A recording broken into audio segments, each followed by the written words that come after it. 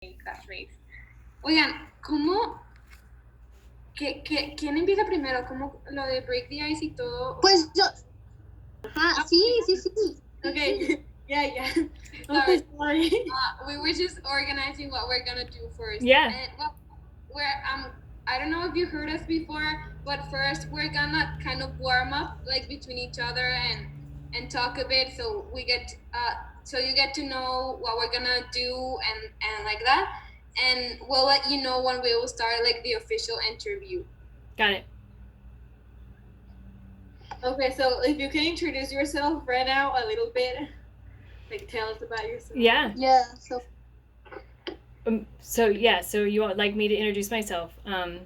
My name is Teresa Kenny, and I live in Omaha, Nebraska, in the United States. And I am a women's health nurse practitioner. So I don't know if you've heard of a nurse practitioner, but I have a master's degree or a higher level education in nursing that allows me to practice somewhat like a doctor, although I'm not a doctor. So we call it in America mid-level practicing, similar to like a physician assistant as well. And I have been doing women's health, so I'm very, very specialized in women's health for 20 years. So I'm 44 years old, and I'm married with 8 kids, and a lot of kids. But I have a very successful women's health practice, and I work actually in 2 different locations. So I work for this place called Pope Paul VI Institute, but I also work right now. I'm at a clinic called Sancta Familia Medical. And so that's pretty cool. It stands for Holy Family. And yeah, I mean, all I do is women's health stuff like hormones and thyroid and just all sorts of cool stuff. I absolutely love it. Whoa, that's pretty cool. And thank you for joining. Yes. Well, we want to ask you what made you study or like focus more on women's health. Yeah, that's a great question. So when I was young, I think I was always really into kind of like natural things. My mom was really into natural things. So I started reading like a lot of health stuff. But honestly, like what wanted me, pushed me into women's health is that my mom used to take me to abortion clinics when I was young and to pray. And so I would watch women go into abortion clinics, not really quite fully understanding what was going on, although I knew that they were there for an abortion. And my heart just really went out to them. And so I also loved like the idea of like babies being born and labor and delivery and just all the aspects of like fertility and childbirth, like just really fascinated me. And I came from a big family myself. So when I was in nursing school, I decided that I wanted to go on to a master's degree. And because of just my experience of working with women and I just wanted to help women, however it was. It wasn't really to me, I was very pro-life, but it wasn't to me about saving the babies as much as it was about understanding how I could help women not to have to make the choice of abortion, and to understand where we could really meet them to, make it better. So that's what led me into wanting to be a nurse practitioner. And now I really do get to have influence in women's lives. Like I counsel women about pregnancy, but I also am involved in something called abortion pill reversal. So in the United States, about half of all women who participate in abortion, they do it by taking a pill called the abortion pill, or RU46. And we have in the United States done studies on reversing that process. So some women think that they might want to have an abortion, but then they take the pill and they immediately regret it. Like they're like, oh no, what have I done? And those women will Google, like, how do I reverse this? How do I stop this abortion? And now we have a medication that actually reverses it. And so we can save those babies about 60 to 80% of the time. So I've been able to save 3 babies that were, possible abortions by doing this process called abortion pill reversal. I didn't know that was possible. Yeah, I love your answer. Like, I don't know. Mostly, I don't like the answers they give me when they say like they're pro-life, because they involve so much like their religion and something like that. But your answer was so awesome. Like I really liked it. Thank you. I didn't know that there was a way to reverse abortion. And as you mentioned that you were able to save 3 babies, how did that feel like? Amazing. I mean, and I mean, and when you go into medicine, I think you think about kind of the typical like I want to save lives, but in reality, we don't often actually save lives, like bring someone back to life. But think about abortion pill reversal. Literally, I'm taking somebody who was about to die, a baby that was about to die, and bringing them back to life. Like, and then like I have a picture of one of the babies that the mom sent me, and it's awesome. There's nothing more satisfying than that. So Wow, I'm shocked. I didn't know that was possible.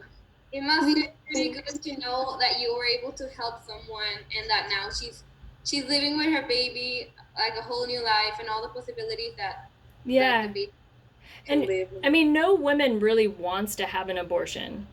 I mean, nobody goes in being like, "Hey, I'm super excited to walk in and have an abortion today." It's always fraught with pain and agony over the decision, right? So if we can find ways to help women in their position, help them preserve who they are and still have their baby, that's what we want to do. Because no woman wants to terminate the life of their own child. And I assure you that they know in their heart that's what they're doing. They just don't see a way out of their current situation. And so that, like one young woman that I told you about with the picture of her beautiful baby, she was actually a nurse as well, and her boyfriend was a international basketball player, and just everything just wasn't right for the time. And just kind of talking through, like, in those moments you can't see your life ahead, so you kind of like you panic basically, and you make these very kind of gut-wrenching decisions without really seeing what can actually be the beauty of life ahead.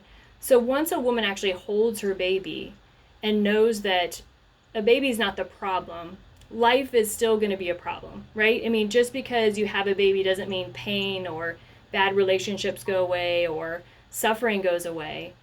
That wasn't the problem. The problem is all of these other things. So we need to work on all the other things that can help a woman, again, choose to keep her baby and like do the thing that she really is meant to do, which is to be a mother, really. Yeah. I loved it. I love that it was not like I just want to like convince people to not abort like by saying like the you're the devil or things like that. Like it's more like emotionally healing them, and I don't know. Like I really liked it.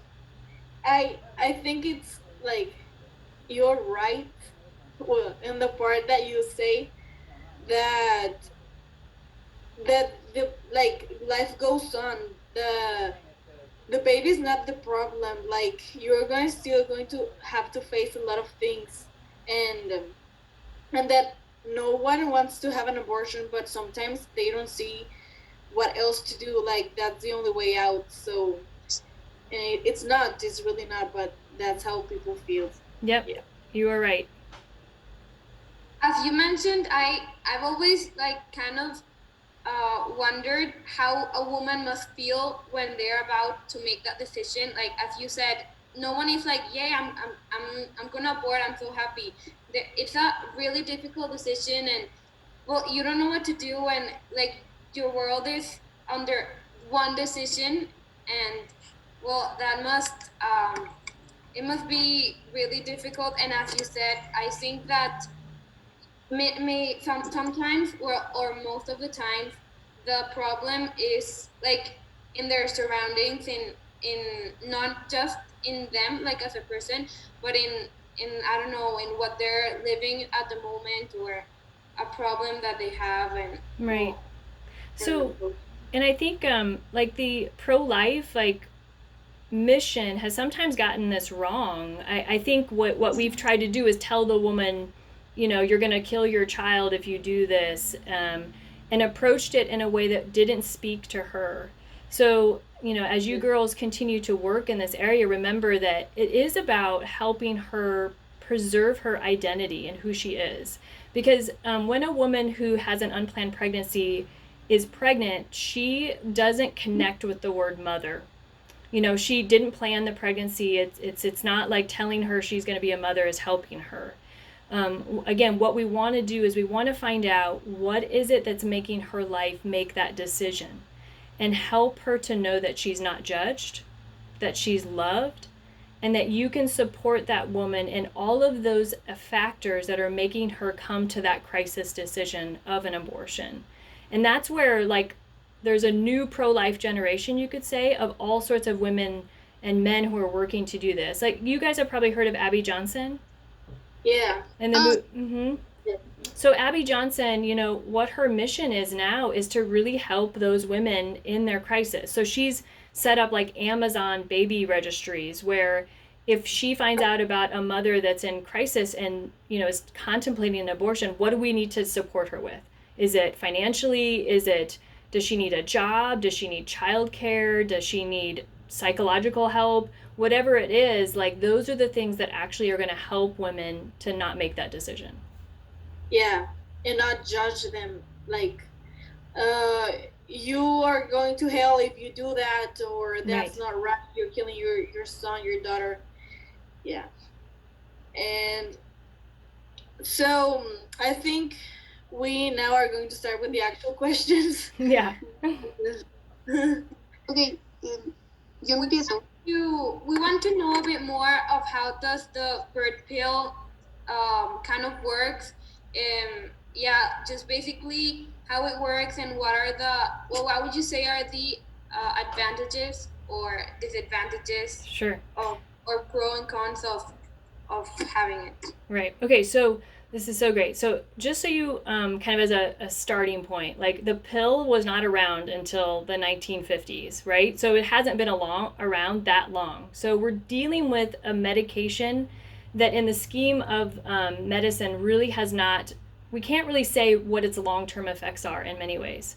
The pill basically works by shutting down a healthy, functioning organ system.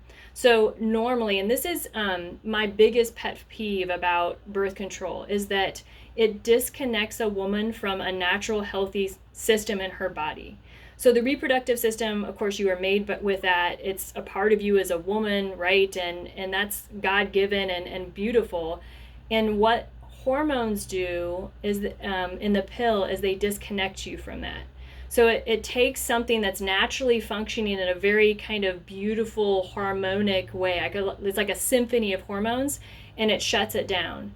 And actually, the way the birth control pill exactly works is that it takes two synthetic hormones, estrogen and progesterone, that are now kind of changed by man.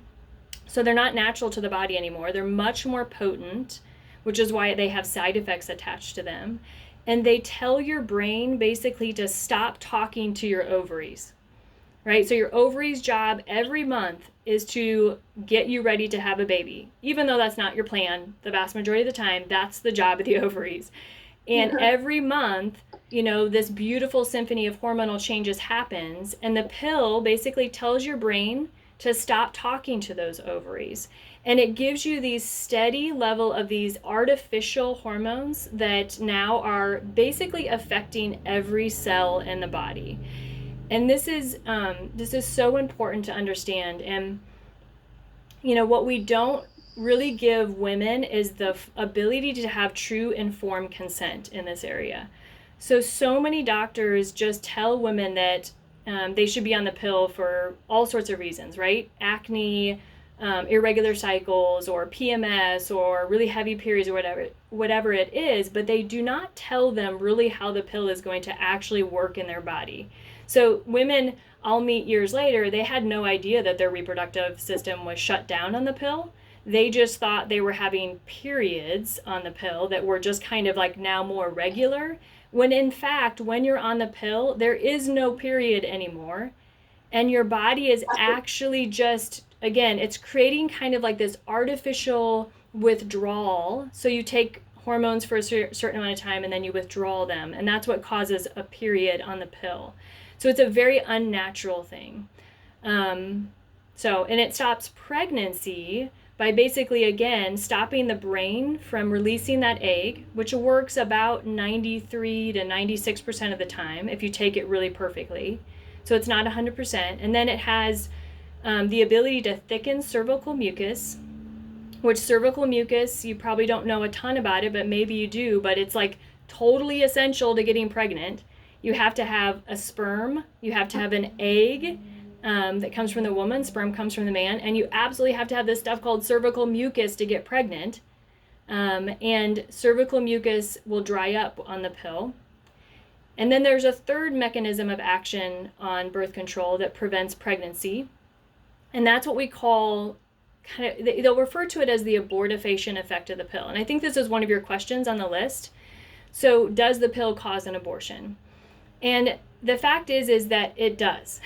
If you are a Christian and you believe, or any religion or any philosophy of life that believes that conception is where the human person begins, then the pill absolutely causes an abortion.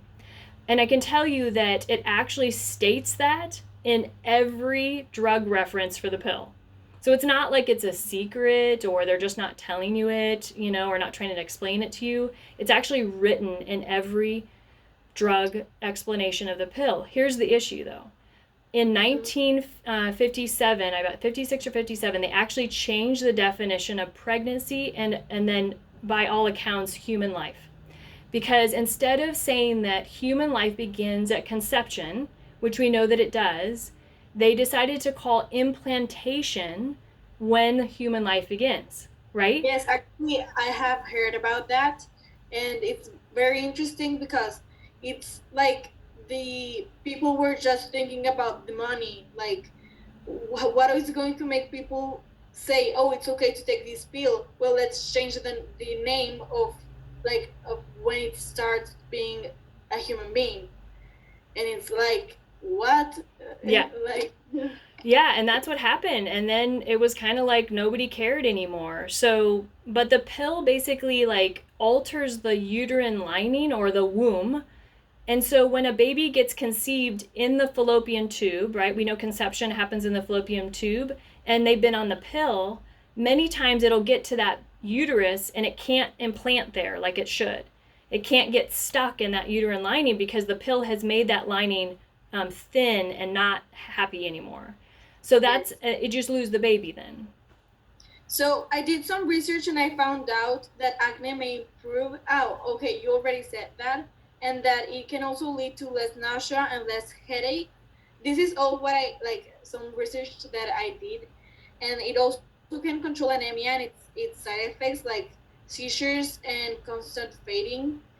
I don't know a lot about that, but I was Okay, so here's the deal with there are things that get better on the pill. So certain things, and depending on the type of pill you have, it really can make the difference. So for example, some types of the birth control pill will make acne better because it changes this hormone in your body that's kind of a man-like hormone. However, some types of birth control actually make acne terrible. So I always say with every good thing that you think the pill does, there's about 100 other things that are a lot worse that the pill does. So in my opinion, it never balances out that these good things outweigh the incredible list of terrible things that the pill does. So, because, and this is important for you to know, when women go on the pill for irregular periods or acne or painful periods or heavy periods, many times they're never really given a diagnosis. So nobody knows why that they have that problem. So in medicine, often we use the pill to just kind of treat the symptom without getting to the root cause of the problem. And a lot of women that I know would rather know how to figure out what's wrong with them and try to correct that rather than go on a medication that's really dangerous for some people than, and actually get a curative problem. So, for example, in 20 years, I've never prescribed the pill for a medical reason. But I do period problems every day of my life. I treat acne, I treat PCOS, I treat PMS, I treat all of those things, ovarian cysts, endometriosis, but I've never, ever, ever used synthetic hormones to do that because I have the tools to be able to do that. Many doctors don't have those tools, but women deserve to be given the answers to why their problems are happening, right? I mean, if you have all these problems with your period, doesn't it make sense if you're a doctor that you should figure out why that's happening instead of just giving a Band-Aid medicine to take care of it? And again, and no judgment in that. I mean, I've met women, of course, that had horrible periods and then they went on the pill and it felt better. But here's what I can tell you about that. Oftentimes they will feel better and maybe they'll be on the pill for 6 years, 8 years, 10 years or longer because they thought that was the right treatment for them. And then when they come off of the pill, they can't get pregnant or they can't, their problems all come back and no one has still diagnosed their problem. So it's only a temporary solution to their problem. And I can go on and there's a list of, bad side effects for the pill. Like it's a class 1 carcinogen. The World Health Organization classifies it as a class 1 carcinogen. It increases the risk of breast, cervical cancer, liver cancer, autoimmune diseases, liver tumors, clots in the body, which lead to stroke, heart attack. It affects the gut lining, and it causes like permeability in the gut, which leads to the autoimmune disease. It prevents your bodies from absorbing nutrients. So people who are on the pill actually can't absorb B vitamins, selenium, zinc, vitamin E. It is known to increase the risk of depression in young women by 70%. And that's just came out in 2017. And it increases the risk of suicide attempt 3 times what is normal. It causes migraines in some patients. It causes weight gain. I just took out an intrauterine device in a patient who gained 30 pounds using an IUD. I see a lot of the negative. Now, I know there's women walking around who love being on it, but I don't think they really know what it's doing to their body long term. And again, I think women deserve to know that. So besides all those negative side effects that you said, have you, like, which one has caused the most impact on you? Like you said, the one of a woman that gained 30 pounds, and which other has caused an impact on you? So, I mean, I would say the biggest impact in terms of like what makes me the most angry is blood clots. So there are women who develop blood clots on the birth control pill. It's a known risk. Your chance of having a blood clot is anywhere from 3 to 9 times higher on the pill. And those women are at risk for dying. And I've actually seen women who have gotten blood clots on the pill. Thankfully, I don't know of a woman personally that had died, but that's the one that I feel like is the scariest and that women don't even know that's a possibility. But I would say what affects me more on a daily basis is that when I meet a lot of women, what they tell me is that the pill made them feel crazy. Like emotionally, they felt like a different person. And they did have weight gain and they just didn't feel good. Like life should be about feeling super well and healthy. And a lot of women just feel crappy on the pill. And that's the kind of patient I kind of work with day in and day out. And a lot of times what I'll tell them is that you haven't really known the real hormonal you when you're on the pill. You are in a fake hormone place. Like you don't even know your own body. Let me tell you a story. I went to a big conference in Phoenix, Arizona, like a year ago, and there was like 8,000 college people there. And I was at a booth where I talked about holistic women's health. I talked to hundreds of women. And I had this one young woman come up to me. She was 20 years old. She said, I want to tell you something. When I was 14, my mom walked me into an OBGYN office, looked at the doctor, and said, my daughter needs to be on birth control now. She didn't know why she was getting put on birth control. She didn't have any problems with her period. Her mom took her in and said, put my daughter on birth control. And that girl had been on birth control for all of that time. So 14 she started, now she's 20 and looking at me. And I'm talking to her about her natural fertility and hormones and all this kind of cool stuff that I do in my practice. And she started to weep and she said, "Do you think I can stop taking this now?" And I said, "Oh, sweetie," I said, "get to know the real you. Let it go." You know, I mean, she didn't even know who she was in her own body. Like, as young women, you guys know your hormones are a part of you, not just your body, but like your personality and your decisions you make and how you feel on every given day. And when you're on the pill, you're basically shutting that all down, suppressing it. So she wept as I told her she could get to know who she really was. Wow, that's I don't know what to say. I'm glad that you could help her and that, well, she could stop and like feel better in her personality and as a person and live her life as she really is. I also wanted to tell you that on some research I made, according to Guttmacher and Institute, it said there are 61 million U.S. women of reproductive age from 15 to 44, and about 43 million of them, like about 70%, are at risk of unintended pregnancy. That is, if they are sexually active and do not want to become pregnant, but could becoming pregnant if their partners fail to use a contraceptive method currently and consistently. What do you think about this that I tell you? Sure. So it's a complex issue, and I'm not saying I have all the answers. I definitely, I don't want people to have babies when they're not ready for them. I understand that, but I do think that contraception is not the answer to solving those problems. If anything, it makes it more complex. I mean, since the 1950s, 60s, particularly the 70s when abortion became legal, and we've had contraception for a long time now, abortion rates have skyrocketed. So we know that contraception is actually deeply connected to increasing abortion rates. Now, the other side doesn't want to usually admit that, but that it's also equally said by the Guttmacher Institute that 50% of women who become pregnant, when these pregnancies they're talking about that are unplanned, were using a contraceptive the month they conceived.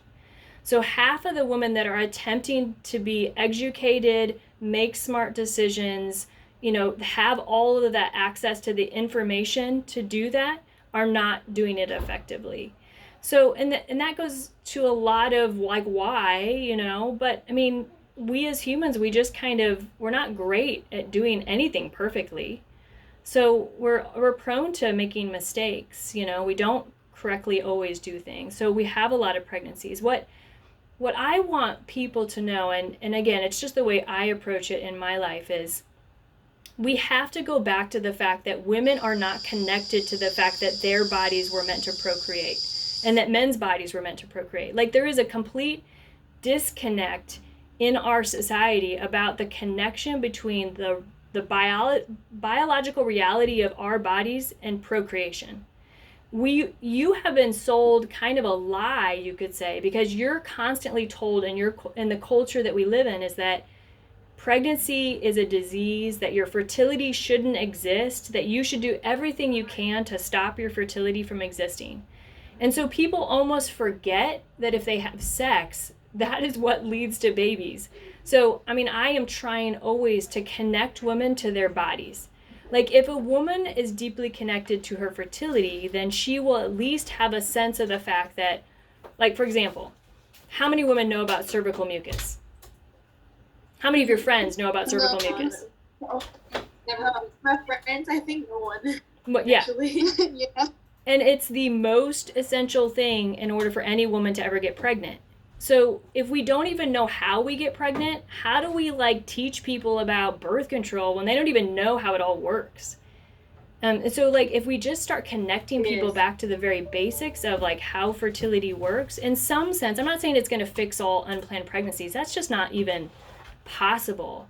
Like what we want people to do is actually Yeah. know that when they have sex, that'll make a baby eventually, and that it's our jobs as human beings to accept life and to take care of life. Otherwise, there's no planet, there's no earth, there's no human beings on the earth. Like, and frankly, we're kind of in a demographic population problem because people have stopped having babies. So I want women, and I want, like, this is why, I mean, I'm so glad you asked me to do this, is I want young women to know about their bodies so that they can feel connected to their fertility and connected to the fact that you were made to be a mother. And if you have a baby, that's great. That's what's supposed to happen. Yeah. I agree. You can talk, Renata. I agree with you so much, but I don't want to sound like conceited, but like I researched a lot and I tried so hard to find really positive, like, I don't know, like saying like birth control isn't right for you, but from what I read, there are countless stories about how good birth control is. Like the story of Janice McLaurin on the show of My Health by Albert. She said, "When I was 14, my menstrual cycles were awful. I had so much pain that I couldn't go to school, and I would feel sick to my stomach for the first few days. Mom took me to the women's clinic, and I started using birth control pills. It made all the difference in the world. Now I'm off to college and think I'll continue using the pills so that I'm responsible for my birth control and not dependent on a partner for reliability." So Yeah, I don't know what you think. that's a real story. I mean, those are real people, and I validate that's real, and there are a lot of women that would resonate with that story. So I want to offer the alternative to that.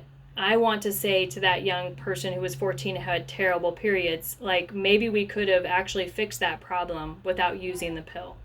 I know that the pill worked for her, but she could wake up at 45 with breast cancer because she took the pill for 15 to 25 years. So there is always a catch to it.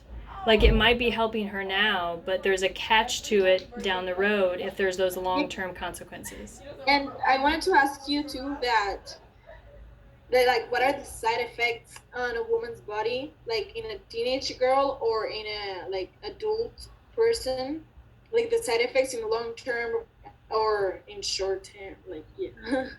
Yeah, I mean, we kind of went through a lot of the short-term ones, but long-term, again, it increases the risk of autoimmune disease and cancer. And those are the things that I think are the scariest for people. And they're not going to show up as a flaming side effect right away. So you're not going to know, like, you're developing an autoimmune disease until 10 years down the road.